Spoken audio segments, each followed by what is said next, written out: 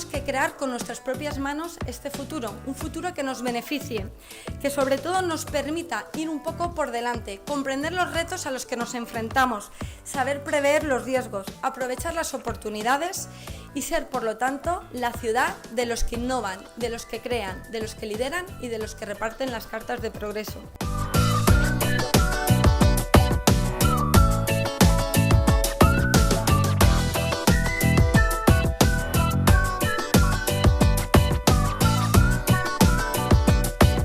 ¿Cuáles son las ciudades que tienen mayor calidad de vida, mayor sostenibilidad, mayor progreso, mayor crecimiento?